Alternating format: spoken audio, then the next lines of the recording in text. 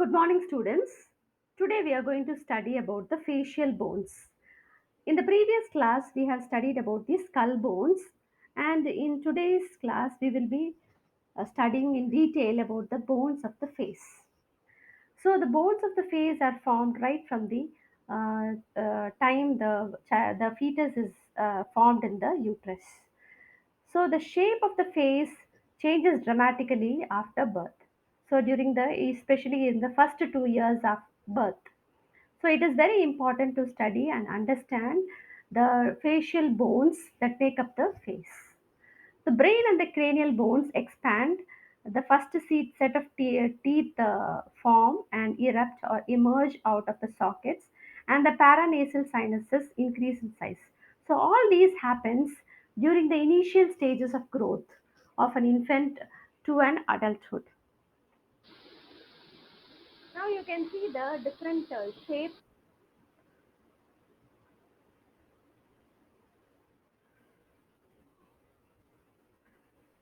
You can see the different shapes of the skull bone in the picture. So the first picture shows the shape of the skull the 40 weeks to 0 years old before birth. So this is the shape of the skull and the facial bones in a 3-year-old infant, and this is the shape of the skull and the facial bone of a 6-year-old infant, 13-year-old. This is the adult human male European adult. That is the skull bone and the facial bones of a adult male. This is the skull and facial bones of an adult female. There are 14 facial bones which make up the face. They are two nasal bones, two maxillae or maxillas, two zygomatic bones, the mandible is singular, two lacrimal bones, two palatine bones, two inferior nasal conchae, and the vomer. So this is what we are going to study in detail in today's class. So this is a picture which shows all the facial bones. There are 14 facial bones. Almost all of them are paired except the mandible and the vomer, which are unpaired. So you can see that there are two nasal bones here, the pink colored ones, and the lacrimal glands are seen here, blue colored ones, the red colored palatine bones, zygomatic bones on either sides, inferior nasal concha, green colored one on either sides, the maxilla or the upper jawbone, it is also paired, and the mandible. The mandible and the vomer are the unpaired ones. So this is the picture showing the different areas or the planes of the face. You can see the forehead. This is the frontal area, and this is the orbital area which has the eye socket. And in the central region, you can see the nasal area, and on either side, zygomaxillary area or the cheekbones. In the center, this is the labial area, mental area or the chin, and buccomandibular area. So these are the different planes of the face. As humans age or grow, the facial bone also grows, and there is a lot of changes you can see. So, growth of the face ceases at about 16 years of age. So, the bones start changing or growing, the development of the bones and the skull keep changing as a child grows into an infant and then into an adult and stops after the age of 16 years. So here you can see this is a woman of 35 years of age, 45 years, and 55 years of age. So you can see the aging process. There is a significant loss of facial bone with the age. So aging of the craniofacial skeleton may be because of the changes in the relative dynamics of bone expansion and bone resorption. So this is the main cause of the changes in the deterioration of the bone. Bone resorption lead to loss in the biometric volume. Without the structural support of the bone, there are noticeable changes not only in the bones but also in the underlying soft tissue and the skin, which is a prominent feature which is seen in aging.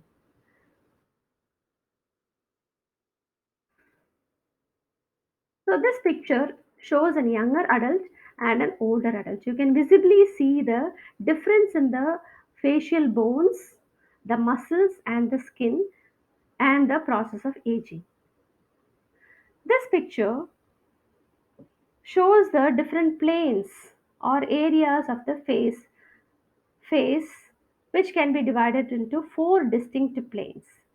This is the central line MSP called as the mid sagittal plane, a line which is running from top to bottom, which divides the face bilaterally into left and right sides. The second one is the mid facial plane MFP. This is the line which is running perpendicular to the first line, and it divides the face into the upper or the superior and the lower and the inferior halves. The third one is the TNP, transverse nasal plane, which runs parallel to the MFP, and it divides the face into the upper and the lower chin. Fourth one is the TGP, transglabellar plane. This also runs parallel to the TNP and the MFP and passing through the glabella. Now we are going to study about the nasal bones. So the nasal bones are paired and they meet at the midline and form the bridge of the nose. So the bridge of the nose separates the nose into two septum, that is the right and the left nostrils. The rest of the supporting tissue of the nose is made up of cartilages, which is called as the hyaline cartilage. So this is the framework of the nose. You can see it is made up of two framework. One is the bony framework and the other one is the cartilaginous framework. The bony framework of the nose is made up of frontal bones, the nasal bones, and the maxilla. Whereas the other regions which are more softer than the bony framework are called as cartilaginous framework, which is made up of lateral nasal cartilage on both sides, septal nasal cartilage, which is the bridge which separates the left and the right nostrils, and the alar cartilage. You can also see dense fibrous connective tissue and adipose tissue supporting the nose. So this is the picture which is showing the different regions of the cranial bones and the facial bones. So here you can see the nasal bone, inferior nasal concha, the warmer and the superior nasal concha. This is the nasal bone. So you can see so many other regions also. The infraorbital foramen, the inferior orbital fissure, the alveolar process of maxilla, that is the socket which holds the teeth, and the alveolar or the socket of the mandible which holds the teeth in the lower jaw, mental foramen, etc. Now we will study about the maxillae. So maxillae are paired. Singularly, they are called as maxilla. They unite to form the upper jawbone. They articulate or move with every bone of the face except the mandible or the lower jawbone. So lower jawbone alone moves separately. It does not articulate with the other bones of the face. The maxillae form part of the floor of the orbit, the eye socket, part of the lateral walls and floor of the nasal cavity, and most of the hard palate, which forms the roof of the oral cavity or the mouth. The hard palate is the bony roof of the mouth and is formed by the palatine process of the maxillae and horizontal plates of the palatine bones. The hard palate separates the nasal cavity from the oral cavity. Apart from that, each maxilla contains a large maxillary sinus, which is called as the paranasal sinus, that empty the mucus into the nasal cavity. The alveolar process, or it is called as the small cavity of the maxilla, is an arch that contains the alveoli or the sockets for the upper teeth, upper maxillary teeth. The palatine process is a horizontal projection of the maxilla that forms the anterior three quarters of the hard plate. The union and fusion of the maxillary bones is completed normally before birth.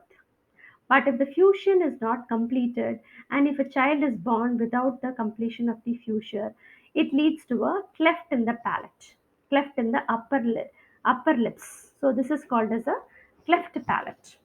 There is another uh, uh, uh, thing called as the infraorbital foramen. Foramen means opening. It is the infra below orbital, that is the eye socket. It is an opening in the maxilla inferior to the orbit, below the orbit. It allows the passage of the infraorbital nerve and the blood vessels and a branch of the maxillary division of the trigeminal nerve. There is another prominent foramen or opening in the maxilla called as the incisive foramen, that is the incisor teeth, just posterior to the incisor teeth. It transmits branches of the great palatine blood vessels and the nasopalatine nerve. Now, this picture you can see the structure of the maxilla, that is the incisive foramen, palatine process. This is the palatine bone.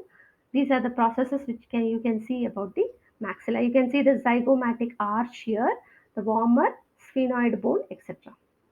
So the final structure associated with the maxilla and the sphenoid bone is the inferior orbital fissure, which is located between the greater wing of the sphenoid and the maxilla, which I think we would have studied about the greater wing of sphenoid in the previous class. I hope you can recollect it. So this is the eye socket. So eye socket, this is the orbit.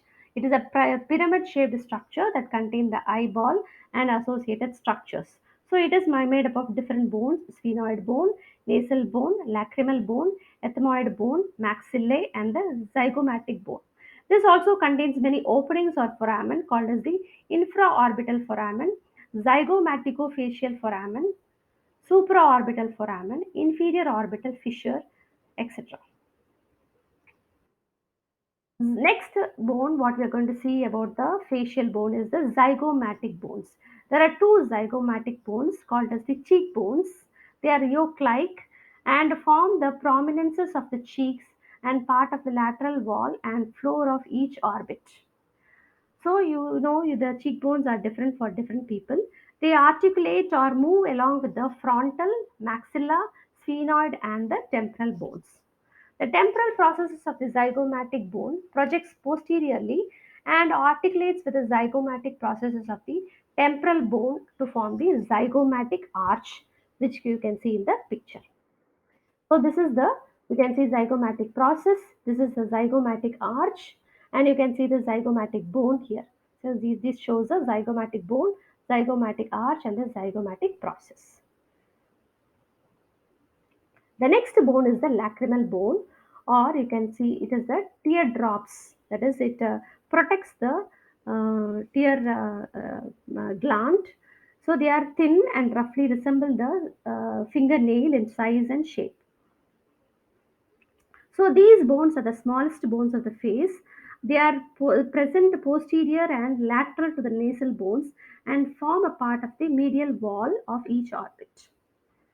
So the lacrimal bone contains the lacrimal fossa, which is a vertical groove formed with the maxilla, which contains the lacrimal sac. That is a structure that gathers the tears and stores it and passes them into the nasal cavity.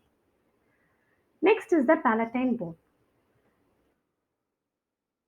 The two L-shaped palatine bones form the posterior portion of the hard palate, the part of the floor and the lateral wall of the nasal cavity, and the small portion of the floor of the orbit. The posterior portion of the hard palate is formed by the horizontal plates of the palatine bones. Now, this picture you can see the nasal concha, which is divided into superior nasal concha, middle nasal concha. This is the superior, middle, and the inferior nasal concha, and you have the bomber here. So these are the maxillary sinus, and this is the nasal septum, which is called as the bridge. That is made up of the perpendicular plane of ethmoid, and this is the hard plate which forms the floor of the nose and roof of the oral cavity. So the inferior nasal concha is of two. There are two inferior nasal concha, one on each side, which are inferior to the middle nasal concha of the ethmoid bone. So they are separate bones and do not form a part of the ethmoid bone. So they are scroll-like bones, which forms a part of the inferior lateral wall of the nasal cavity and project into the nasal cavity. So there are three pairs of nasal concha, that is the superior nasal concha, middle nasal concha, and the inferior nasal concha. So what is the role of the nasal concha? This increases the surface area of the nasal cavity and will also help in the swirling and filtering of the air when it passes through the nose to the lungs. However, only the superior nasal concha of the ethmoid bone are involved in the sense of smell, not the other two. Next, we will see the warmer. So, warmer is the central bridge. It is roughly triangular bone on the floor of the nasal cavity that articulates, moves superiorly with the perpendicular plate of the ethmoid bone and inferiorly with both the maxillae and the palatine bones along the midline. So, it forms the inferior portion of the nasal septum, which is called as the bridge. The next bone is the mandible, which is the lower jaw. This is the largest and the strongest facial bone. So it is made up of the body, lower body, and the ramus on each side, and which is connected by the angle. And there is a the notch called as the mandibular notch, which connects the condylar process and the ramus. And there is also another coronoid process. So there are two foramens present, mandibular foramen and the mental foramen, which are the openings for the blood vessels and the nerves. So these are the alveolar process or the sockets for the teeth. So mandible is just called as the lower jaw bone, is the largest and the strongest facial bone. It is the only movable skull bone other than the auditory ossicles. So it consists of a curved horizontal portion, that is the body, and two perpendicular portion, the rami, where the rami and the body meets. It is called as the angle of the mandible. So each ramus has a posterior condylar process that articulates or moves with the mandibular fossa and articular tubercle of the temporal bone to form the temporomandibular joint, and an anterior coronoid process to which the temporalis muscles are attached. The depression between the coronoid and the condylar process is called as the mandibular notch. So the alveolar process or the sockets of the lower teeth are present. The mental foramen, that is the chin, is approximately inferior to the second premolar tooth. So it is in this region that the dentist will inject the anesthetics for tooth extraction. There is another foramen associated with the mandible called as the mandibular foramen on the medial surface of each ramus. This is also another site for injecting anesthesia during dental processes. The mandibular foramen is the beginning of the mandibular canal, which runs obliquely in the ramus and anteriorly to the body. Through the canal pass the inferior alveolar nerves and blood vessels, which are distributed to the mandibular teeth. So this is the structure as we have mentioned here: the body, the ramus, the angle, the mandibular notch, condylar process, coronoid process, and the two foramen, mandibular foramen and the mental foramen. This is the socket. The next one is the nasal septum. So this is the nasal septum. They are perpendicular plate of the ethmoid bone. It is made up of three: ethmoid bone, septal cartilage, and the warmer. And it is also supported by the frontal bone, nasal bone, palatine process of the maxilla, horizontal plate of the palatine bone, etc. Sphenoid bone. So, what is a nasal septum? It is a bridge of the nose which separates the nose into the right and the left side by a vertical partition. It is made up of bones and cartilages. So there are three components of the nasal septum. They are the warmer, the septal cartilage, and the perpendicular plate of the ethmoid bone. The anterior border of the warmer articulates or moves with the septal cartilage, which is called as the hyaline cartilage. It forms the anterior portion of the septum. The superior border of the warmer articulates with the perpendicular plate of the ethmoid bone to form the remainder of the nasal septum. So when this nasal septum is broken, it is referred to as the broken nose. This picture shows the eye socket. So this is the orbit or the eye socket. It's a pyramid shaped structure which contains the eyeball and the associated structures. So it is supported by bones like the nasal bone, lacrimal bone, ethmoid bone, maxilla, zygomatic bone, sphenoid bone, and the frontal bone. It also contains supraorbital foramen, inferior orbital fissure, infraorbital foramen, zygomaticofacial foramen. These are the openings of the blood vessel and the nerves. The orbits. There are seven bones of the skull joined to form each eye socket or the orbit which contains the eyeball and the associated structures.